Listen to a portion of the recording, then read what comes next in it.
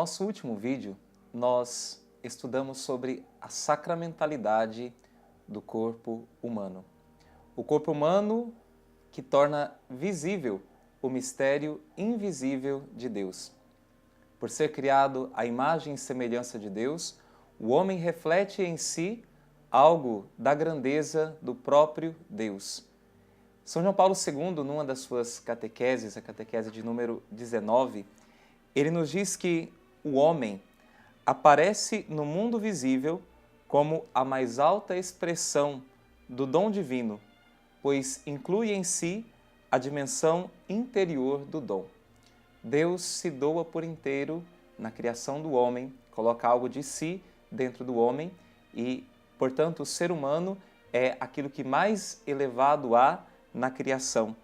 É o que de mais alta expressão se pode encontrar na obra criatural de Deus. Por isso, ele é sacramento de Deus. No seu corpo, o homem revela o próprio mistério de Deus, que é um mistério inefável, mas de certa maneira o homem fala de Deus através do seu próprio ser.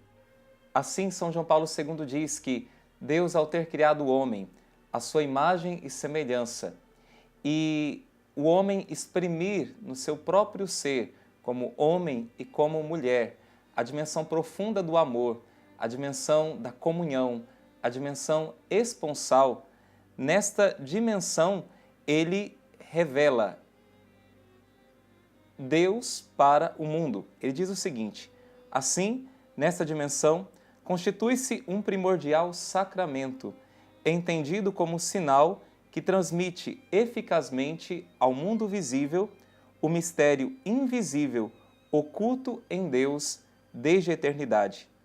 E este é o mistério da verdade e do amor, o mistério da vida divina, da qual o homem participa realmente. Antes de prosseguirmos com o estudo do livro do Christopher West, nós iremos ver agora algumas passagens bíblicas que nos mostram esta importância da realidade corporal enquanto realidade que nos ajuda a tocar no mistério de Deus e também a revelar o mistério de Deus. São Paulo, por exemplo, ele nas suas cartas, ele fala algumas vezes desta realidade do corpo. Quando, por exemplo, na primeira carta aos Coríntios, capítulo 6, versículo 19, ele diz: Ou não sabeis que o vosso corpo é templo do Espírito Santo, que habita em vós, o qual recebestes de Deus, e por isso já não vos pertenceis? O nosso corpo é templo do Espírito Santo. Então aqui nós temos essa realidade do corpo que transmite esta vida divina através de uma linguagem que ele pode expressar, amando a Deus verdadeiramente e amando também ao próximo. Num outro trecho, São Paulo também nos fala desta realidade corporal como uma realidade que presta um culto verdadeiro a Deus. No vídeo passado nós vimos também a própria ligação entre os sacramentos e a realidade material, a realidade corporal, e que também os nossos corpos eles participam integramente da vida de oração e da vida litúrgica da Igreja.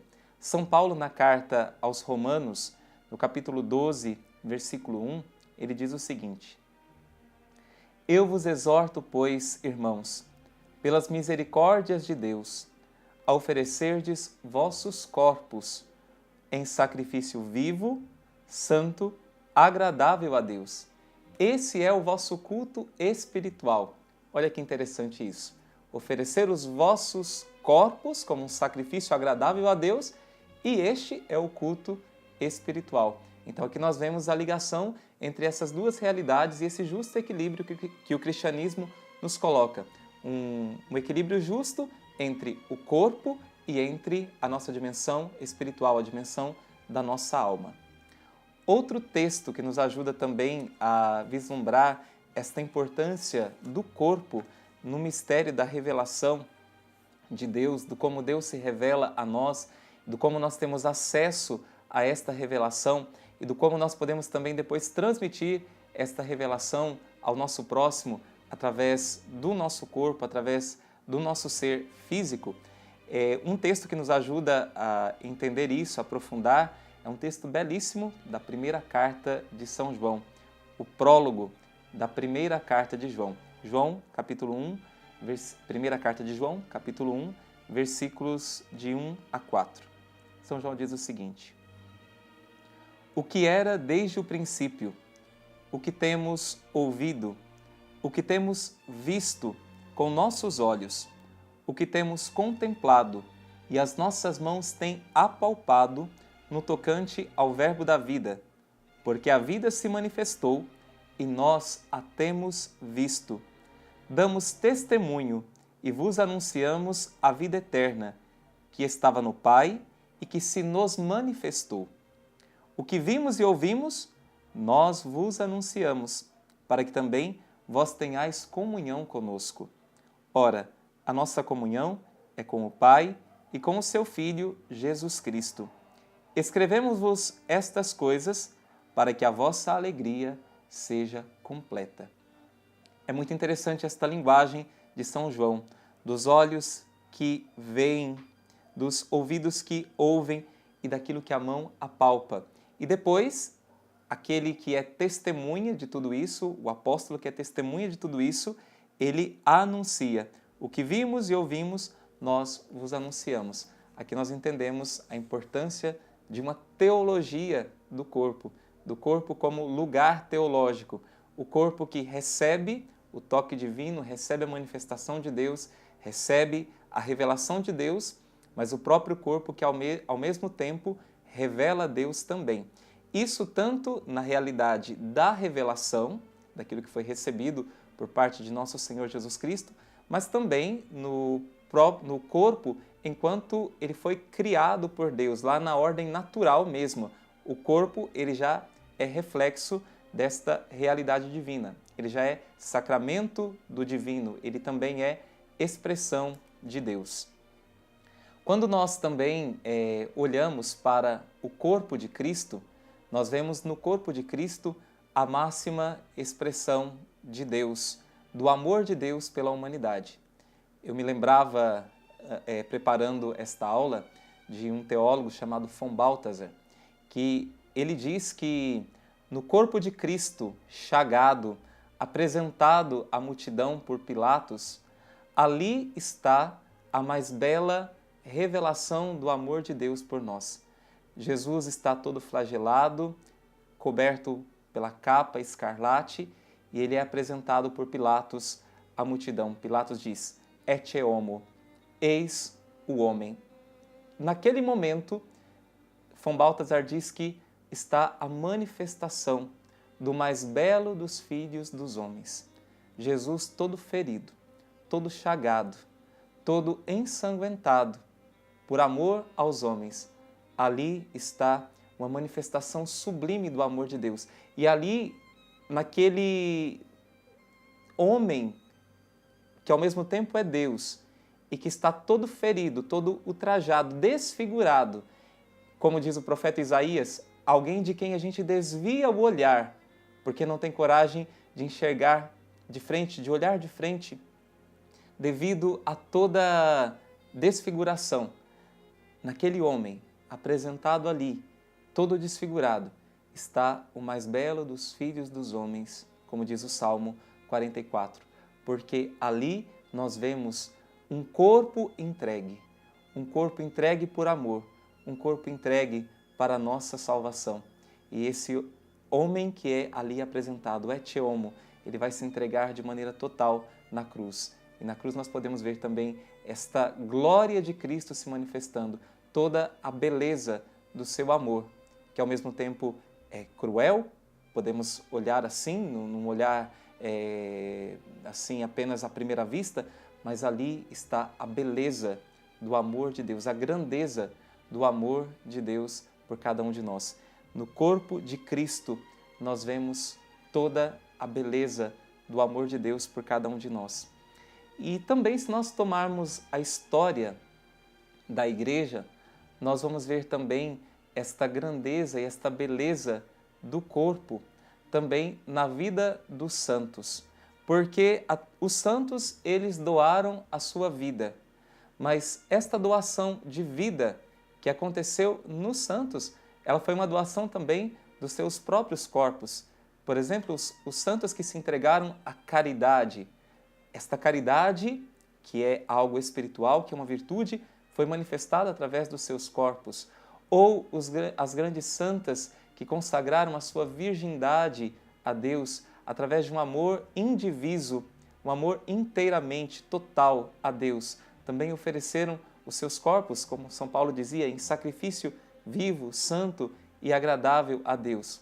E o que pensar também daqueles santos que ofereceram os seus corpos ao martírio para provar a sua fé, para testemunhar a sua fé até as últimas consequências.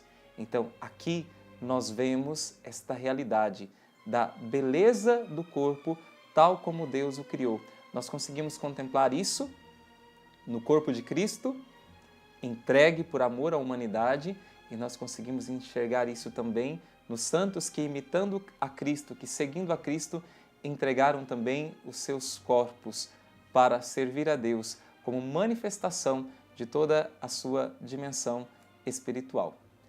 Agora sim, depois de termos complementado esta realidade, nós vamos passar para mais um tópico de estudo do livro do Christopher West, em que esse tópico se chama A Tese de João Paulo II.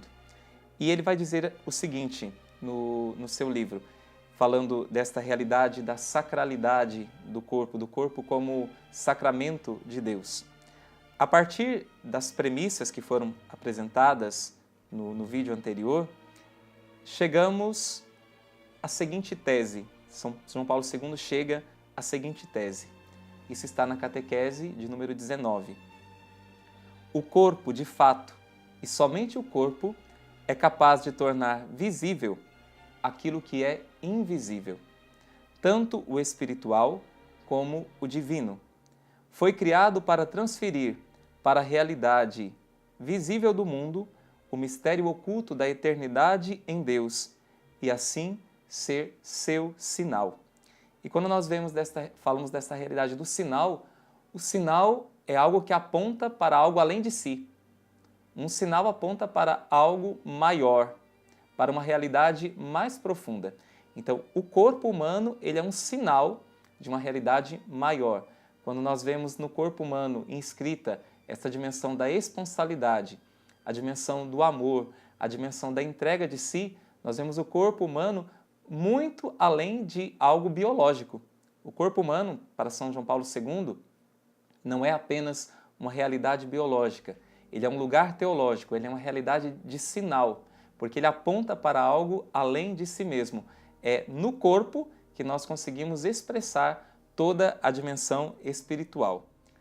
De que maneira nós podemos expressar esta realidade do mistério invisível de Deus nos nossos corpos visíveis? Christopher West responde da seguinte maneira: a natureza humana é ao mesmo tempo espiritual e física. Nós somos espíritos encarnados.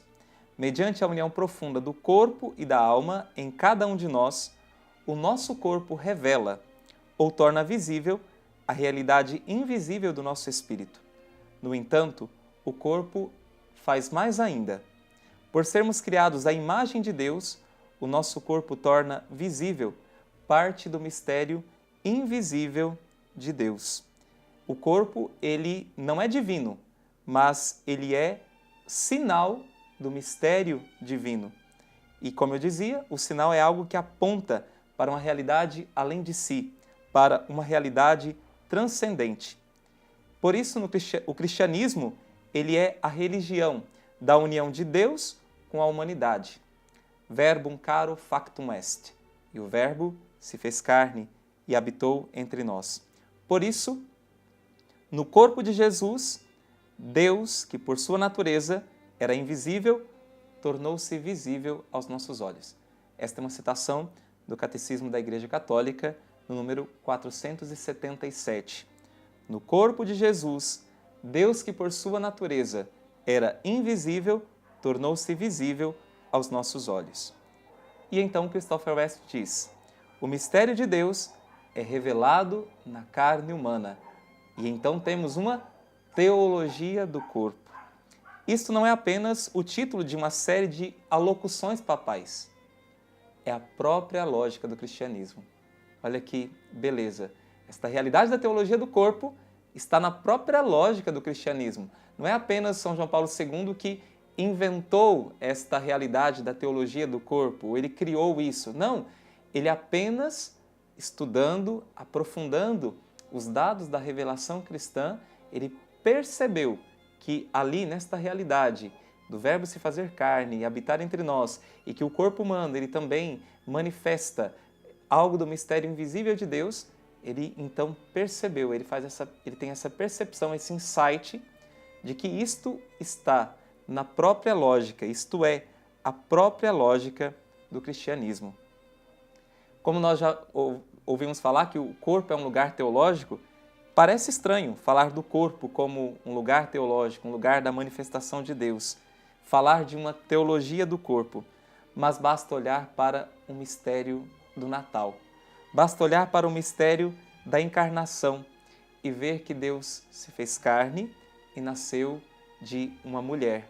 Nasceu segundo sujeito à lei, como nos diz São Paulo na Carta aos Gálatas, capítulo 4, versículo 4.